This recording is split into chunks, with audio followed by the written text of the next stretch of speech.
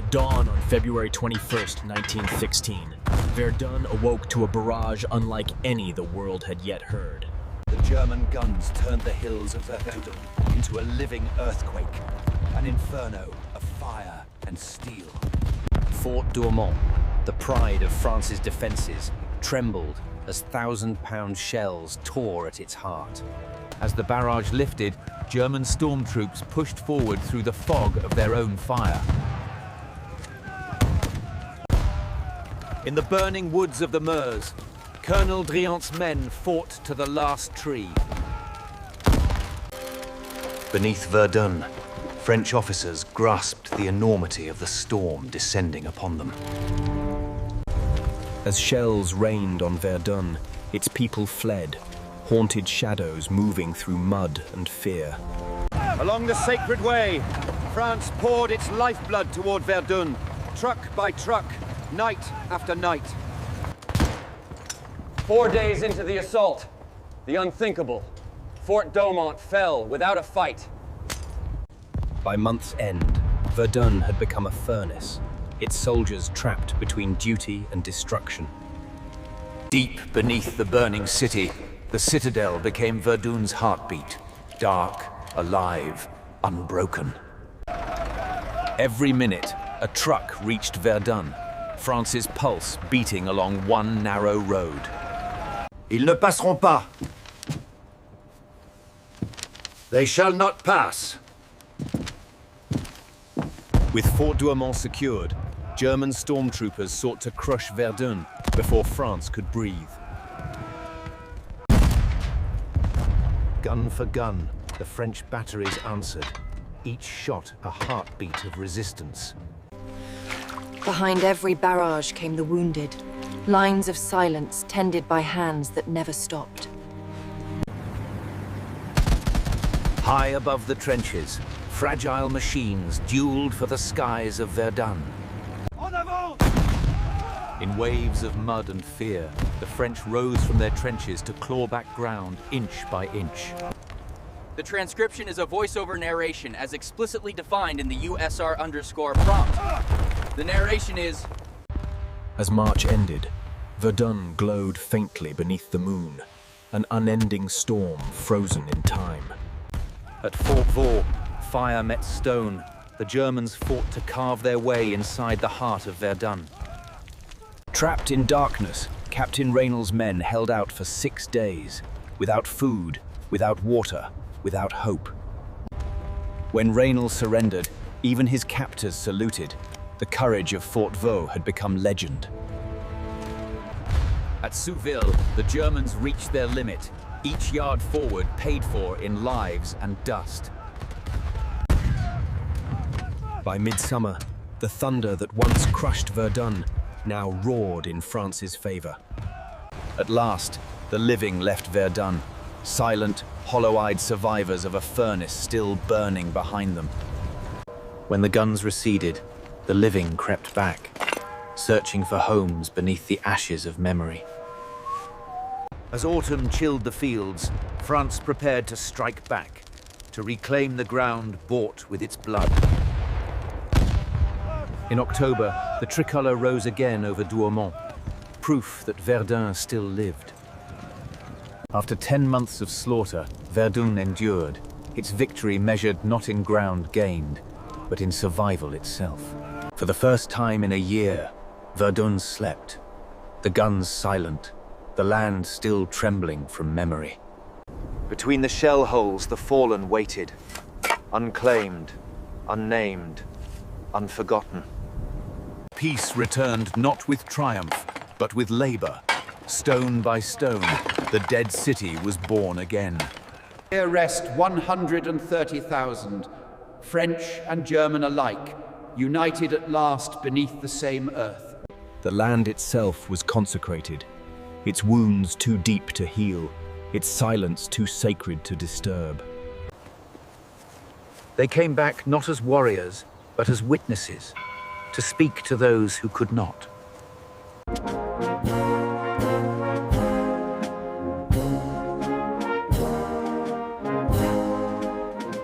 Time softened the scars. But the earth still whispered the names of those it held.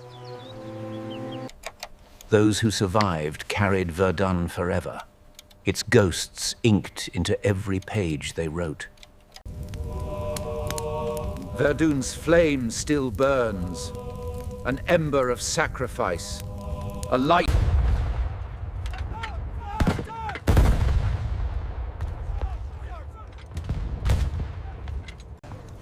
At dawn they waited. Boys turned soldiers, believing the barrage had cleared their way. The whistles cut the morning air, and thousands rose into the storm.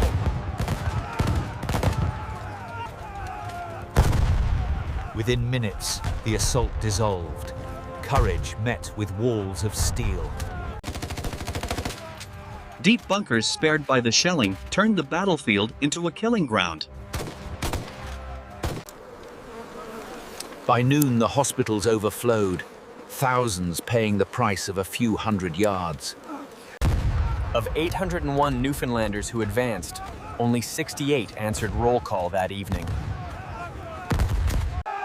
South of the Somme, the French gained ground, the only clear success of the first day. As darkness fell, the first day of the Somme had cost nearly 60,000 British casualties. Despite the slaughter, orders came for more assaults, Verdun's lesson unlearned. Once more the guns opened, the Somme echoing for miles with ceaseless thunder. For many, the enemy was not the bullet, but the mud, the cold, and the waiting. At Delville Wood, the South Africans fought 6 days and nights, holding every inch until nearly destroyed. Both sides bled for the same shell holes, gains measured in yards, losses in thousands. In the shattered fields, mercy fought its own battle, one life at a time. Behind the front, the machinery of war never slept, feeding the line that consumed men and steel alike. In darkness, the war shrank to yards and whispers, men vanishing between flares. The age of machines had arrived, armored beasts crawling through the fire toward a new kind of war. Each step forward cost strength as well as blood. Verdun's goes watching in the rain. After 4 months, the Somme had gained only a few miles and lost over 1 million lives.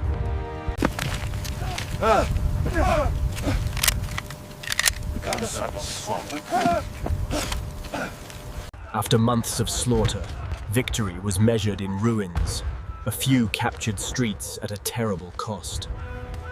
In words smudged with mud and ink, soldiers tried to make sense of a world gone mad. There was no time for mourning, only for the next dawn and the next bombardment.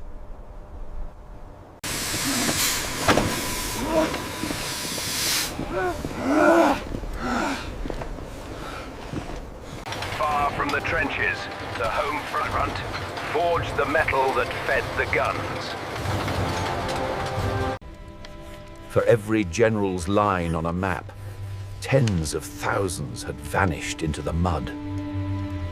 Reports from the front spoke of progress, yet many understood the cost behind those words. The Somme became not just a battle, but a wound that shaped the memory of war itself. The fields of the Somme grew quiet, but the echo of its guns would haunt Europe for generations. First light, Brusilov unleashed a storm, an assault meant to shatter Austria's southern armies. Unlike the stalemate in the west, Russian soldiers moved fast. Surprise was their greatest weapon. Entire regiments broke apart. The front dissolved under the weight of Brusilov's advance. For a brief moment, old cavalry warfare returned. Steel and speed in the age of machine guns. By June's first week, Lutsk fell. Austrian morale shattered as the empire reeled. Under torrential rain, Austrian units dug in, trading land for survival. The offensive captured more than 400,000 men. Entire divisions vanished into captivity. In diary pages, victory felt fragile. Each day won at impossible cost. Berlin intervened, sending men and guns to stop the Russian tide before it reached Hungary. By autumn, the offensive had burned Iflelf out. Its early success paid for in blood and exhaustion. 18 months after the Inferno, Verdun stirred again. This time, the French would reclaim it. From Souville's battered walls, French gunners prepared a storm to reclaim what once was theirs. The guns thundered for days. Verdun's hills again swallowed in smoke and fire. Through smoke and ruin, French troops surged forward. Douaumont, the lost fortress, was theirs again.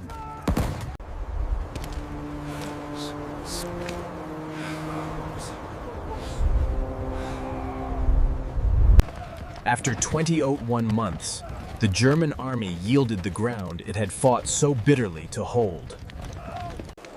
Victory brought no rest.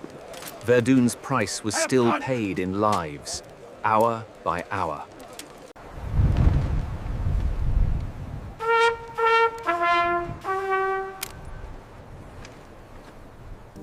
At Verdun, even peace was fragile.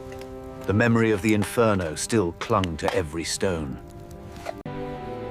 Verdun, once the edge of despair, became the eternal heart of France's endurance. In the spring of 1917, new strategies promised rapid success. Plans drawn with conviction and hope for a swift victory.